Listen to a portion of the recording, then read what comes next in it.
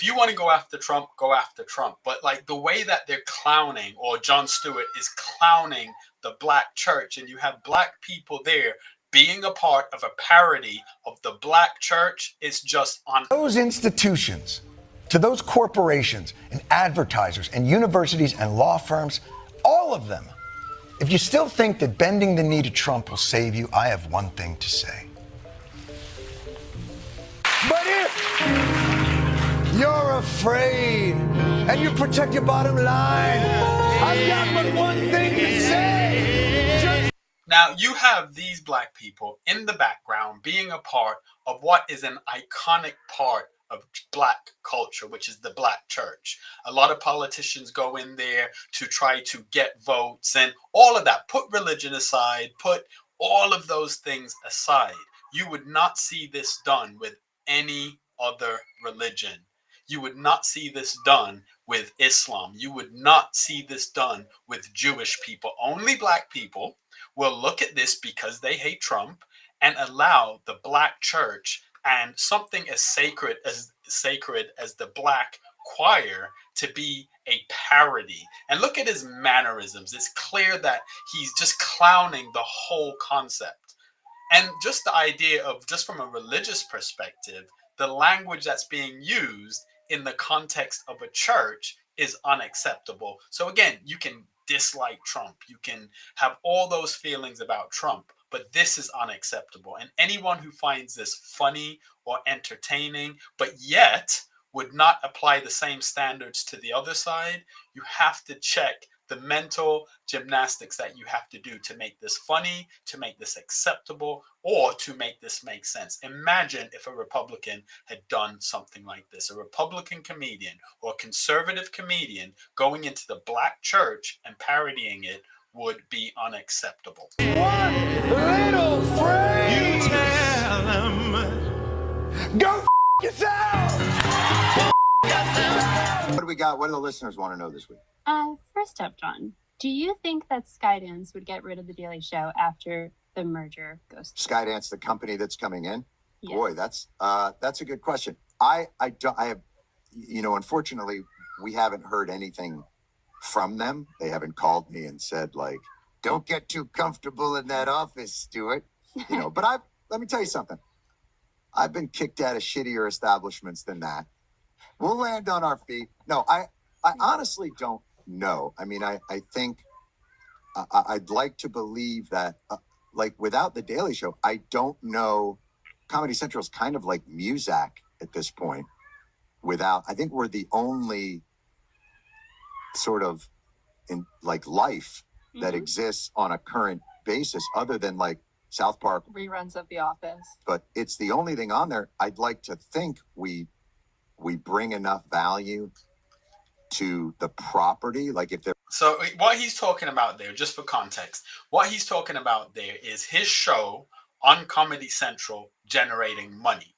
Now, if you think about the ideology of a lot of people that are left of center, they don't really like capitalism and they're not big fans of capitalism. So when you're talking about money, I'm not sure why he would use that as an argument. Now, this interview was done before Colbert was canceled.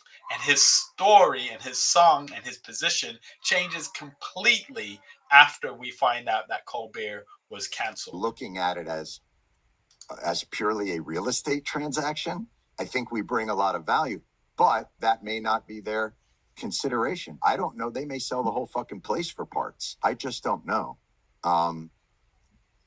And we'll deal with it when we do. But I'm so happy and proud of everybody that works of that. Like, they want to do that, knock themselves out. Well, as Jay Leno would say about Doritos, go ahead, crunch all you want. We'll make more. So we'll figure that out when the time comes and where we have to do it. But like I say, that is I have no knowledge. We've all got a surmisal about like who actually is owning it and what his ideology is, but ideology may not play a part. I just don't know. So here's the point.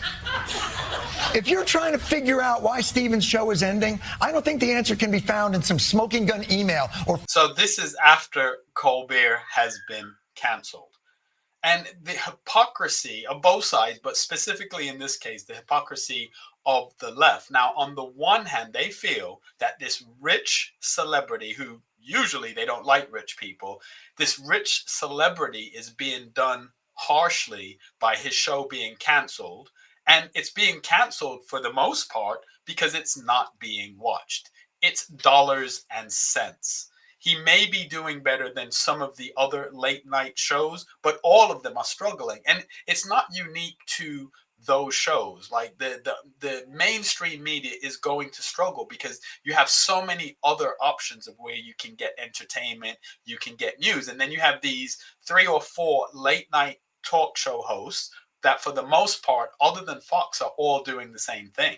They're just bashing Republicans. So even if there are a lot of people that want to watch it, all things being equal, they're diluting their own audience. And then you have Fox, you have Gutfeld, who's doing the complete opposite. So he's not being cannibalized. And actually, his ratings with a smaller staff, and I'd imagine a smaller budget, his ratings are doing far better. But then you have all of these other talk show hosts that are now crying and complaining about a rich celebrity losing his show.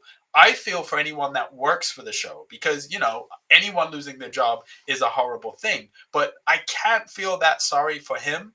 And it's a self-evident thing. If he feels he's that popular and if he feels that his show should have been kept on the air because so many people are watching it, surely he'll be able to go online and he'll be able to get a following. There are people online with just a camera, a Wi-Fi connection, and grit that have been making content that are getting more views than these late night shows. So if he feels that he's just really built like that and people are actually that interested in him, he can go online and build a following. He'll have the momentum from being a celebrity and being on one of the biggest shows on TV. He'll have the momentum of that. So if he thinks he's that great, just go for it. Just start an online channel, and I guarantee you he will fail, just like Joy Reid has failed, just like Acosta has failed. And I don't wish anything bad on any of them, but when you look at their views, compared to some people that just have a camera and a Wi-Fi connection, you'll see that they're not that popular. And you'll also realize that people weren't watching them because of their talent. People were watching them because they were on. Phone call from Trump to CBS executives, or in CBS's QuickBooks spreadsheets on the financial health of late night. I think the answer is in the fear and pre-compliance that is gripping all of America's institutions at this very moment. Institutions that have chosen not to fight the vengeful and vindictive actions of our pubic hair doodling commander-in-chief. This is not the moment to give in. Go fuck yourself!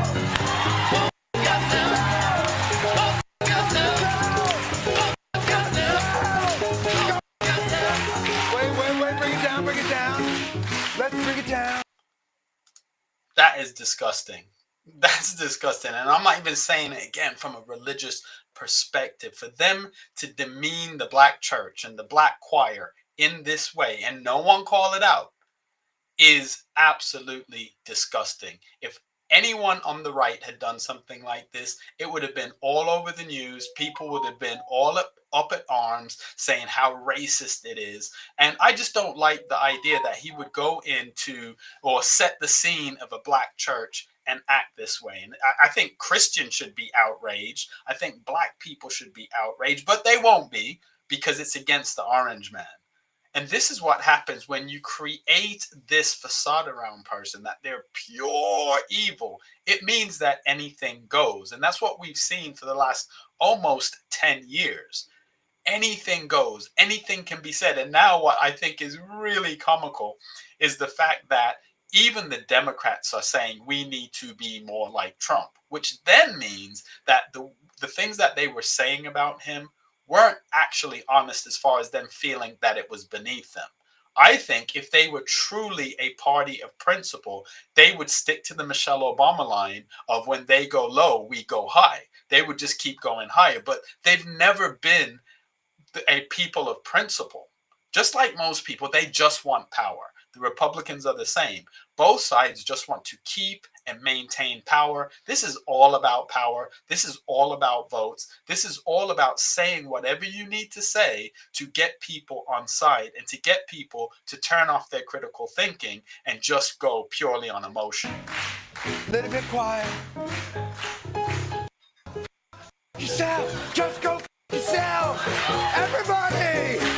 CBS and Paramount insist the cancellation was financially motivated, but many are, of course, skeptical. Senator Ed Markey asking Paramount if the Trump administration is using its regulatory authority to influence or otherwise pressure your company's editorial decisions. Similarly, 3 other Democratic senators. Why are all these senators and Congress people so involved in someone losing a TV show? If it were not for the fact that this was a platform for them to get their propaganda out.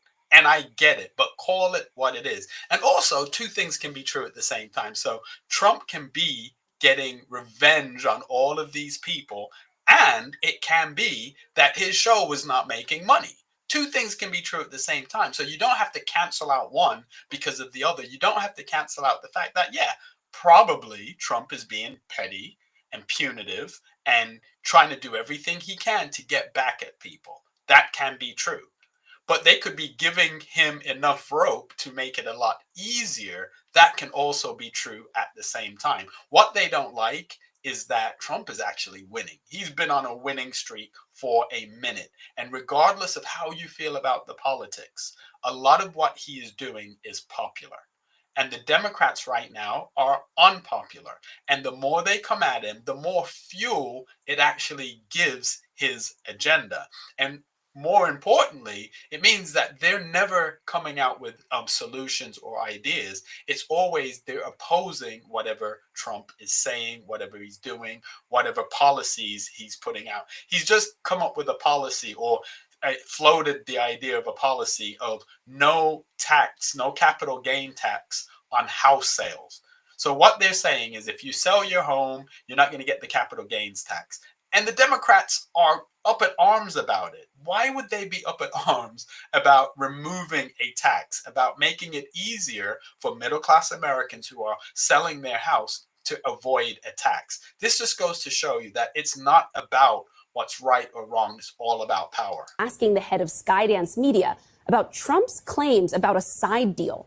Today, Trump claiming that, quote, we also anticipate receiving $20 million more from the new owners in advertising, PSAs, or similar programming. That's why people are reacting the way that they are. No, I understand the emotional feelings, but I don't have an MBA. But he's not right that the merger, the $8 billion, is based on reruns of a comedy show. No, people are buying the movies and the sitcoms and the sports.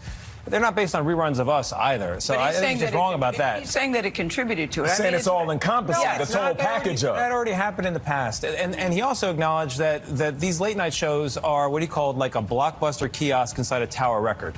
So the business is broken. And what no one seems to acknowledge is that the politics also changed, and so did the politics. And it got way more one-sided than anything Johnny Carson was ever doing.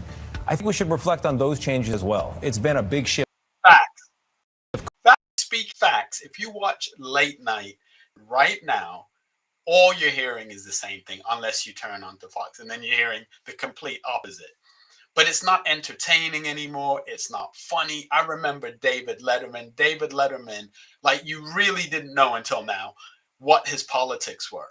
He just came, he entertained, he had segments that were funny, stupid, pet tricks. He had things that could entertain you. Now it's just, you know, the same recycled Trump jokes. And to be honest, a lot of young people aren't watching late night television anyway. So what's the point? What is the point? And if, you know, Colbert loses his show, you know, anyone losing their job is always sad, but he will land on his feet and he'll always be better off than a lot of the people that are up at arms. But ultimately, I just think this whole thing that Jon Stewart did with the black church choir was out of order. I'm not shocked, but I am saddened by the fact that nobody's calling that out, that no one's really saying much about it, and that you have all these senators, Congress people, all up at arms about him losing his show, which they would never do if it were a conservative show. And there aren't that many conservative shows out there anyway. You know, they need to start taking a more principled stance and calling balls and strikes, as opposed to just being partisan and just trying to hang on to power and dividing people. So don't let them divide you. Don't let them just say this party's racist or that party's communist or that. Look at what you need for your family. Think about your family. Think about the policies. Vote based on the policies. Support candidates that align with your values, even if it may be outside of your political scope. If they have the right policies that are going to help you and your family advance, that's what you should be concerned about. Because if more people were to hold their political leaders to task, and when they do something wrong, call them out, even if it's your guy, and when they do something wrong, call them out, even if it's your guy. If you were to do that, if we were to do that more, we'd get better leaders. But we don't have very good leaders simply because we vote down party lines. Then you have independent thinking people like me who I could go either way. But I do have a conservative slant, but you know, I can recognize good things on both sides, even though there's not that much stuff on the other side. But I'll give props where props are due, and I think we need to do that. We also just need to look at the numbers. Culturally, in that regard, also. I hear you, but I think many people feel there's another way to do it. You know, it's a very difficult position to be in, but to disagree with something that company's doing, but also still loving your job and loving what you do. I really feel for Stephen Colbert. I think feel that for the whole staff of both those shows and whatever comes next for everybody. I do too. I think people will miss those shows when they're gone. Yes.